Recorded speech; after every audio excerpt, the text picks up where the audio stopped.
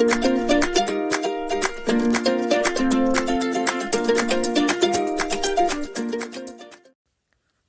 you hear the word martyr, you might immediately think of brave soldiers who pass away in battle. However, the first martyr in Islam wasn't a soldier and didn't even pass away in battle. The first martyr was Sumayya bint Khayyat radiallahu anha, who was famous not for her richness or status, but for her bravery and faith.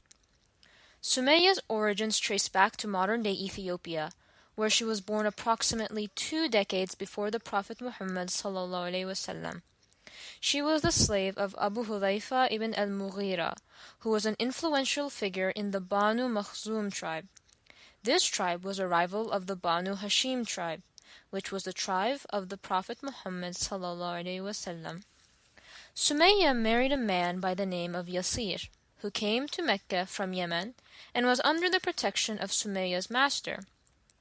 With Yasir, Sumayya had one child by the name of Ammar, about whom, years later, the Prophet ﷺ would say, "Ammar is the truth, and truth is with Ammar." Yet, before their legacy could flourish, Sumayya's family endured numerous hardships. When Sumayya and Yasir's master passed away, her family became at the mercy of the Banu Makhzum tribe as a whole.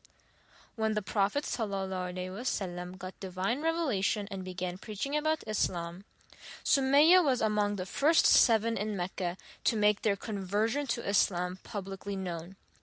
Abu Jahl, who was a member of Sumayya's tribe, was at the forefront of resisting and trying to humiliate the Prophet and his followers.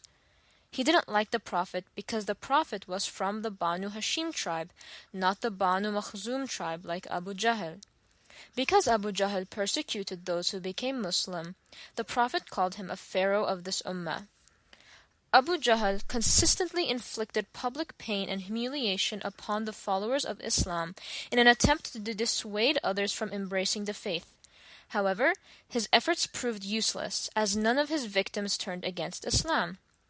Notably, Sumayya radiallahu anha remained steadfast despite Abu Jahl's relentless persecution. Although she was in her 60s and was physically frail, she remained deeply committed to her faith. Abu Jahl's cruel actions, which included both mental and physical torment, only strengthened her faith in Islam. Unfortunately, since Sumayya did not belong to any individual as a slave, but was part of the Banu Makhzum tribe collectively, individuals like Abu Bakr were unable to purchase her freedom and put an end to her suffering. The Prophet, witnessing Sumayya and other Muslims endure to struggle, encouraged them to remain patient, assuring them a place in paradise, an assurance that could not have been matched by any worldly promise. One day, while Sumayya radiallahu anha and Yasir were being mercilessly beaten by Abu Jahl, Yasir appeared extremely frail and near death. Abu Jahl, in his cruelty, insulted Sumayya, suggesting she wanted her husband's death so she could marry the Prophet. In response, Sumayya spat at him, declaring him lower in her eyes than a mere beetle she would crush under her foot. Enraged, Abu Jahl killed her with a spear. Shortly thereafter, Yasim also became a martyr at the hands of Abu Jahl. Though Sumayya faced immense hardships in her earthly life, she stands among the foremost inhabitants of paradise. Sumayya's story teaches us that faith knows no bounds. It doesn't matter where you come from or what your circumstances are. What matters is the strength of your belief. Sumayya's example reminds us that true courage lies in standing up for what you believe in, even in the face of adversity.